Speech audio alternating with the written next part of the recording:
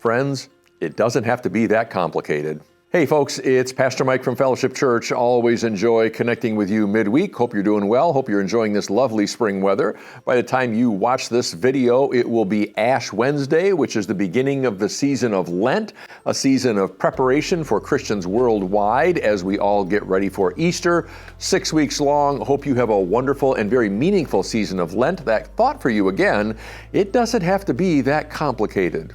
What do I mean by that? Well, not long ago, I was taking a little trip down memory lane, kind of nostalgia, going through some old materials from when I was in school to be a pastor.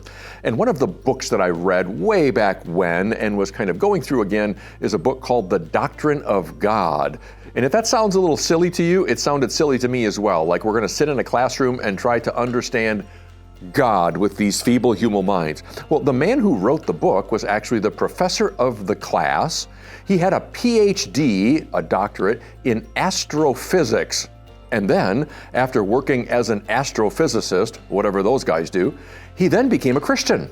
Interesting. Went back and got a second PhD. So now he's doctor, and became a professor. So he was just one of the most brilliant people, smartest people I've ever met, and was explaining all of these theories that people have come up with over time about the nature of God and the Trinity and a lot of other topics. We used terms like immutable and ineffable.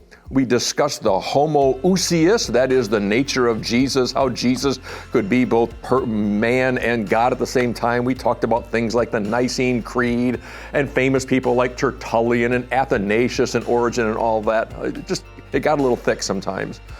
And by the end of the class, I think my head was probably just kind of spinning, thinking, wow, all of these theories about God and all these thoughts about the Trinity and about Jesus and about who God is and what God has done and what God wants from us, it's enough to make a person's head spin.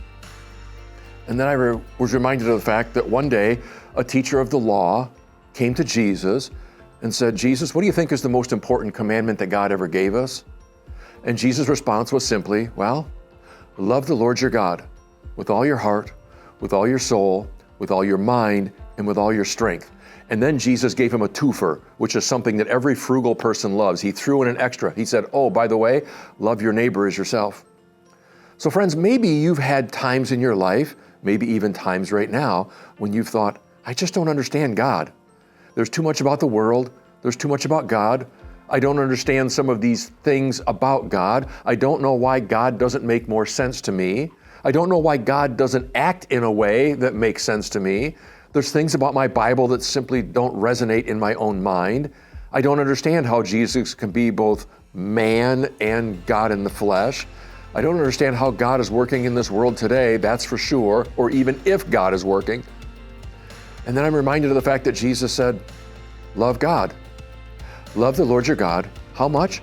With all your heart, soul, mind, and strength. Friends, that's all four characteristics of a person. Jesus said that very intentionally. What he was saying is, don't leave anything out.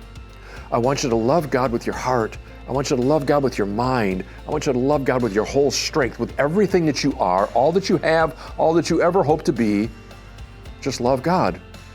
Does that mean understand God? No, it does not. It just means love God, meaning that we're constantly looking to God and saying, I don't understand you, but I still love you and worship you.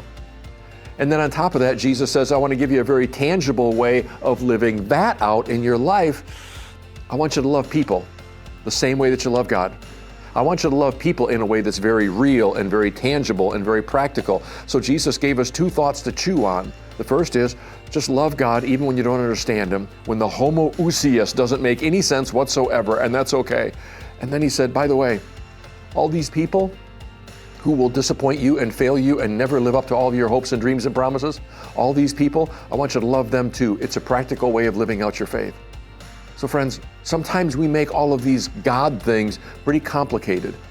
And meanwhile, Jesus said, well, just love God and love neighbors and let the rest of it work itself out. Friends, I think it's a big enough challenge for all of us. So today, even if God seems a little confusing to you or life in this world seems confusing to you, love the Lord your God with everything that you are, and then love your neighbor, even the ones you disagree with, and love them just like they're you.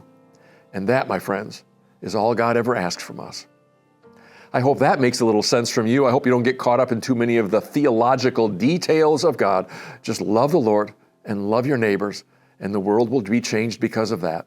Friends, I hope you have a wonderful week. Take good care of yourselves. Observe this season of Lent. Looking forward to celebrating it with you. Take care. God bless. Bye-bye.